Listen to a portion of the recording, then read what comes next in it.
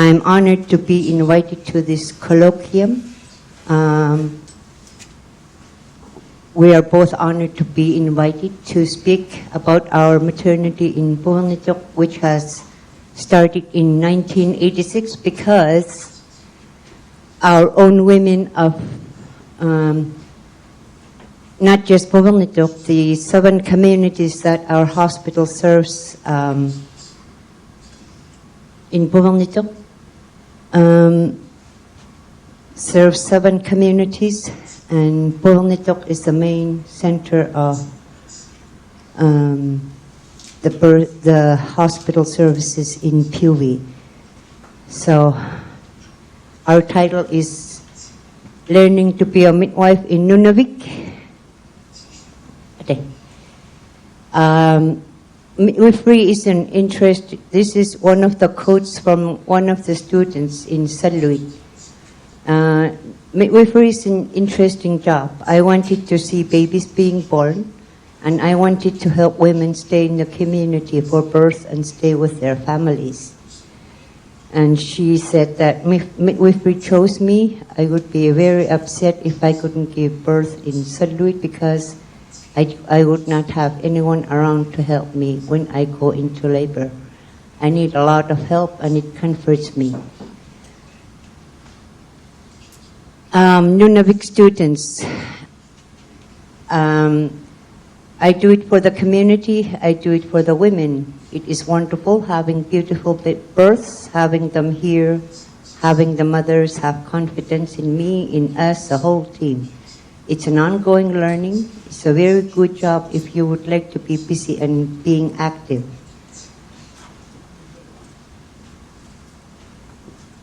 Those are Saluit students, and no, Jenny is the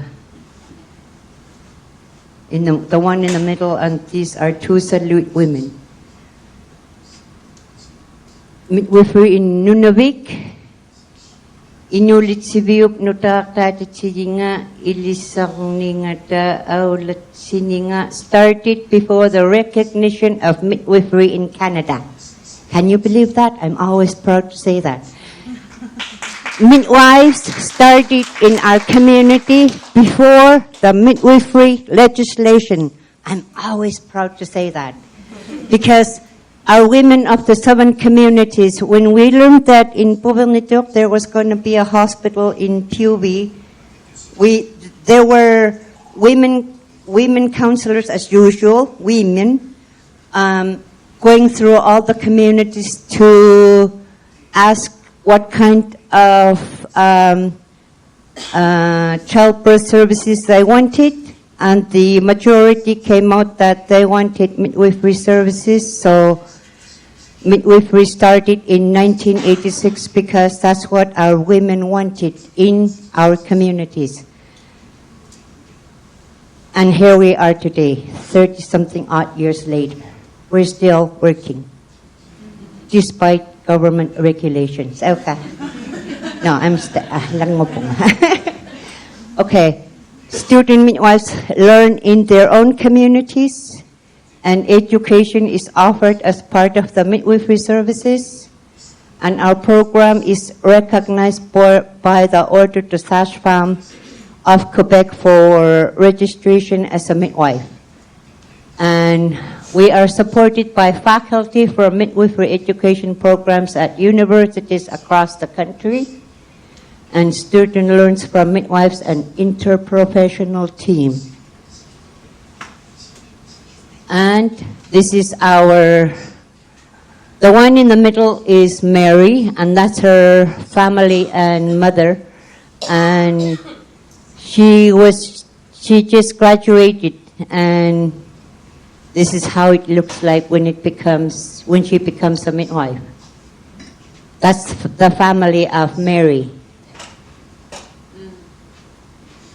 Ways of learning. Our program has a competency-based curriculum.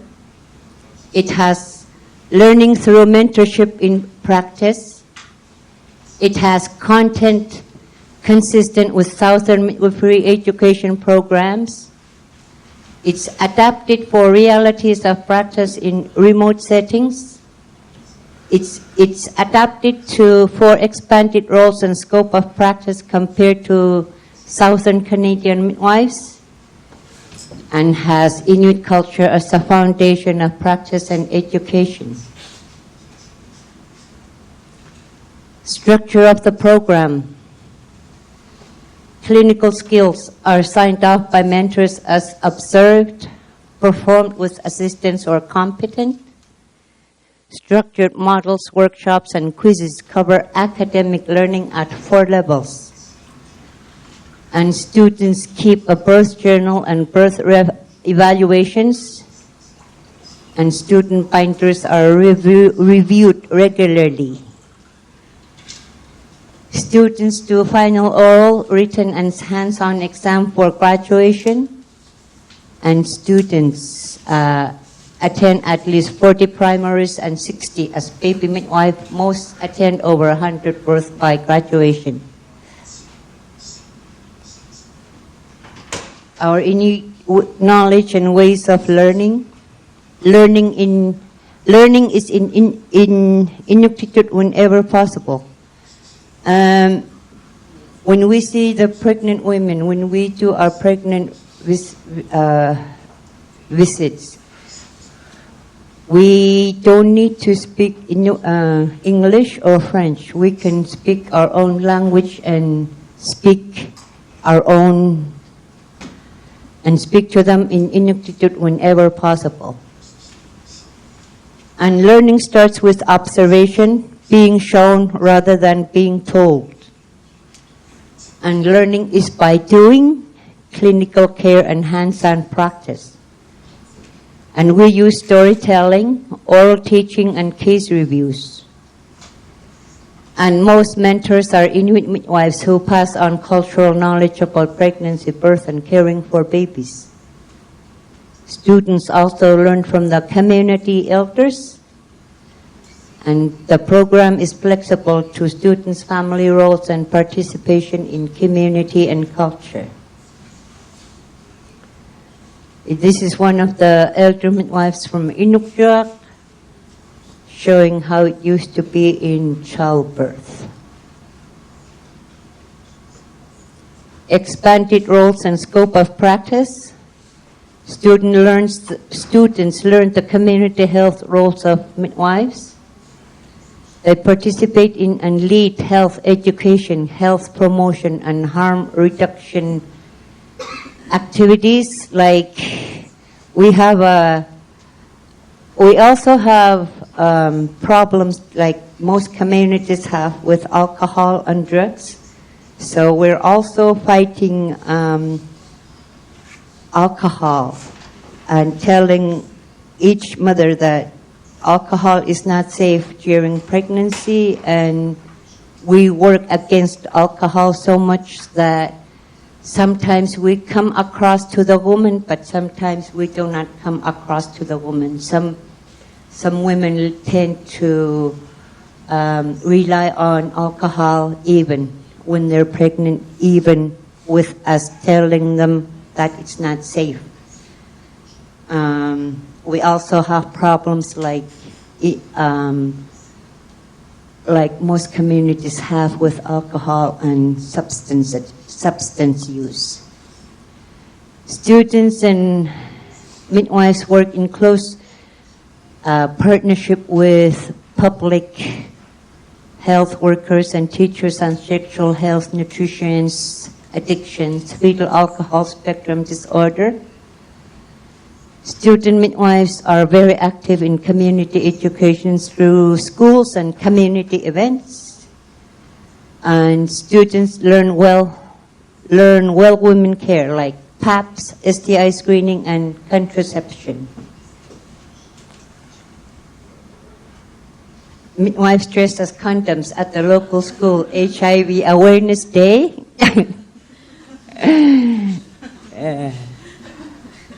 Expanded role and scope of practice.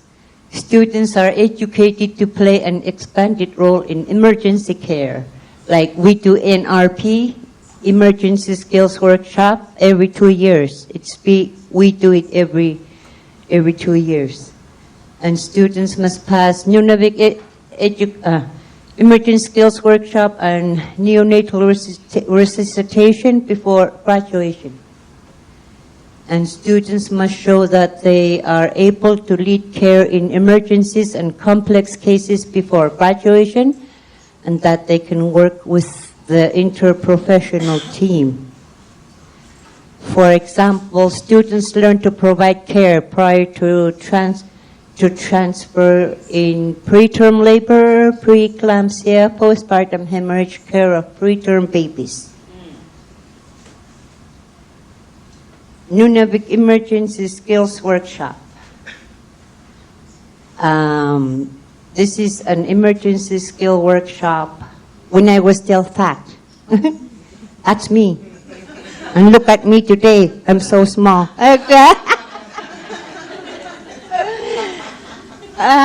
We adapted emergency skills workshop to remote practice. We focus on when to transfer management prior to transfer. Focus on skills needed in emergency in a remote setting, for example, vacuum birth, which I never see. I only saw one vacuum birth in the whole 30-odd years I've been working, so I don't even know why vacuum is there because we never used it. Manual removal of placenta, it happens too. That's an emergency measure, and it's a skill where I'm good at. I'm sorry to say that.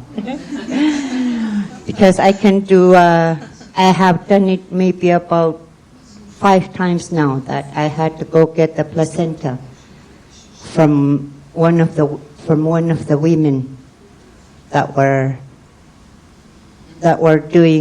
was doing postpartum hemorrhage. And intubation, umbilical vein catheterization, care during miscarriage. These are all midwives. Most of them are midwives. Most of them, and some of them are postnatal workers, but most of them are midwives. There's Elisapi beside her mom, who's the dark one and very smiling. That's her mom. That's Mary, Elisapi, and Annie. That's Elisapi's mom, because Elisapi's mom is also a midwife. And this is Nellie. She's also a midwife. And that's Ariane up there. There's Mina Tulua. There's Leah beside Nellie, the small woman. She's also a midwife, and she's been practicing since 1986 also. Challenges of local education. We have no dedicated funding for teachers. Education is supported by the clinical budget. It is a challenge for mentor midwives to balance clinical care responsibilities and education. There are few resources for student midwives working in remote settings, and students and midwives often have to translate both language and culture. Strengths of local education. Students get financial support from the health board and are employed members of the healthcare team. Local education provides access for women who are responsible for families and strong ties to the community. We have had 19 graduates from 5 villages and 14 students up to now. And local education is a part of strengthening Inuit culture and language. And midwives are community leaders. Strengths of local education. We have much less reliance on Southern health workers and a more stable team. midwifery education in the community means keeping families together. And local education is a part of reconciliation and healing from colonization and residential schools. And Nunavik midwifery education is a model for the local education of Indigenous midwives. And we wanted to show these because they are wearing a mautik. That's Nellie and her daughter with the same baby. A mautik, in a mautik, this is the mautik where we carry babies, and it's very comfortable. And Nakomik, Puvirnituq is, we are about 1,700 plus people in our communities, and in Puvi there are no trees, no bus, no taxis, no bridges. Our only way of getting out of our communities is by plane. And we also do hanili ka sa hanganel sa pepoy ut siya po. 1,700 plus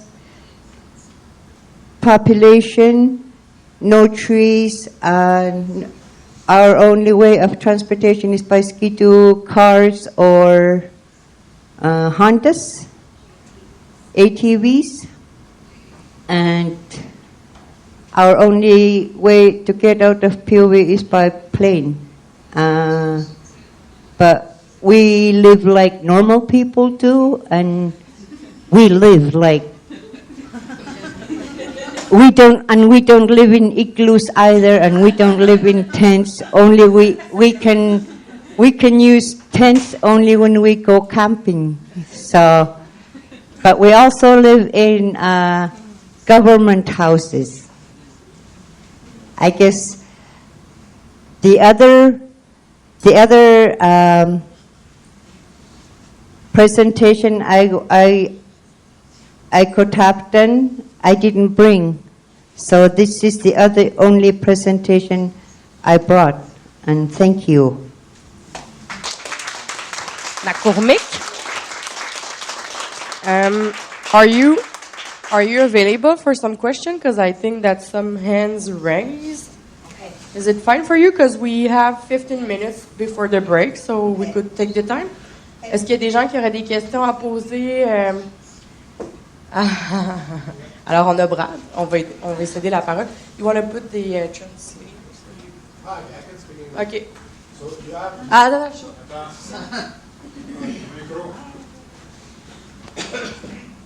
So it's a very simple question. You said that there's no trees on the territory, but do you have like little trees?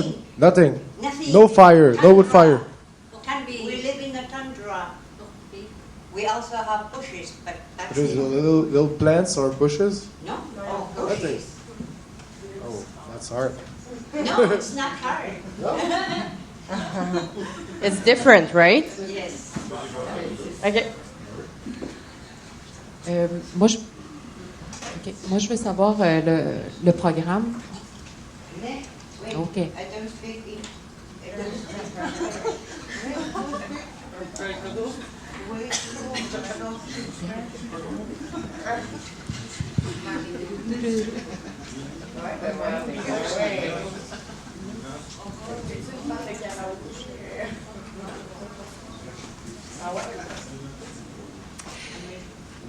J'ai vu que vous êtes associé avec, que votre pratique est reconnue par l'Ordre des sages-femmes du Québec.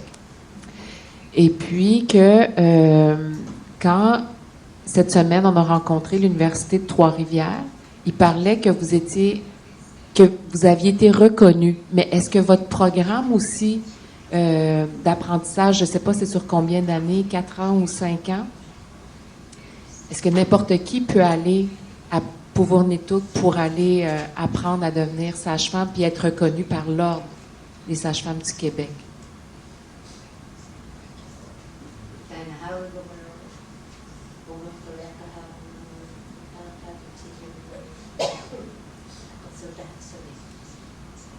Yes, I can understand you.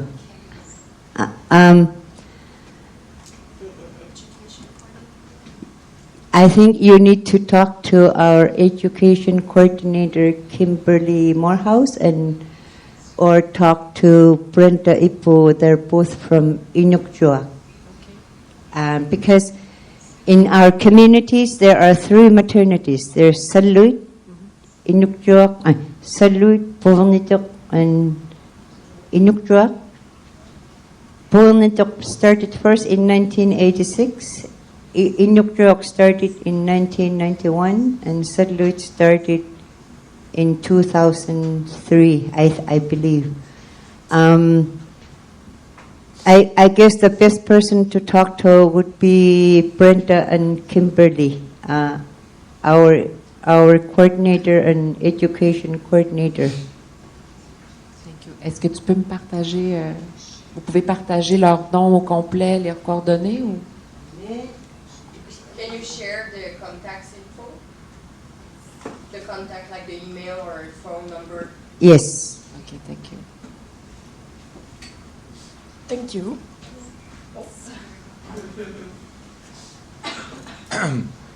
Thank you for the excellent presentation.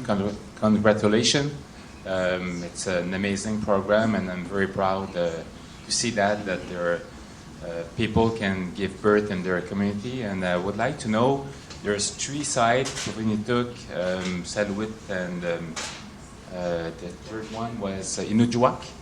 And what are the other women that give birth of other villages on the Hudson Bay coast? They have to be transferred in one of those 3 sites, and when they are transferred to Puvirnituq with Inuk Midwife or Saluit.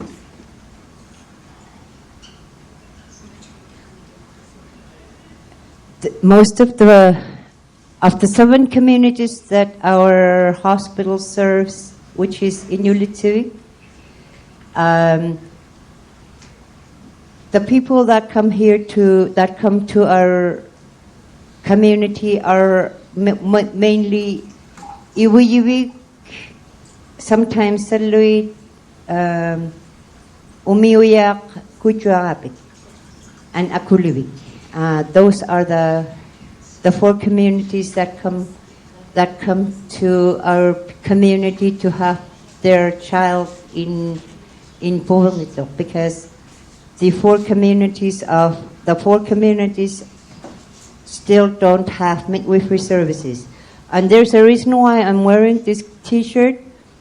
It's because I am one of the National Aboriginal Council of Midwives member, and these are midwives. This is the midwives, First Nations, Inuit, métiers,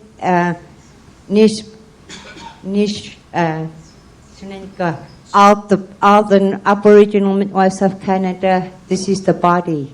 That's the reason why I'm wearing this T-shirt, because I'm proud to be an Aboriginal midwife.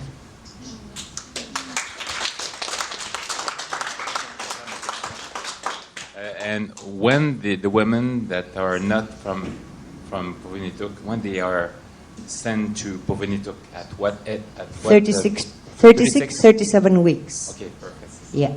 And they have a place to stay in Puvirnituq? And we have a new transit for our pregnant women and their families. There's a transit that can take families, like Okay. only for pregnant women. They can bring their families too. That's recent, and we're so proud of that too. I have maybe one last question, if I may. Could you explain to us how the fact to give birth at home in your communities strengthen the identity of the Inuit children that are born from on the land or in your communities. How does it make people feel more Inuit or more something? A woman that goes into labor can have anybody that she wishes to have, like her own family, like she can bring her whole family to the maternity, and we don't push them away. What a woman, the attendees of the woman's childbirth is the woman's wants. We listen to the woman, they don't listen to us. I mean, they should listen to us, but most of the time we listen to what the woman wants in her labor in our own town, and it's all in Inuktitut, and it's normal for us to only speak Inuktitut in a childbirth.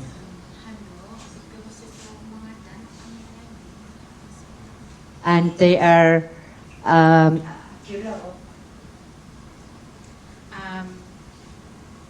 like you asked how they feel like to birth at home. I think they feel home, like, I think they feel safe. They feel safe, and they won't have to look forward to traveling or going on a plane. Or does that answer your question? Yes. Thank you. And one more thing,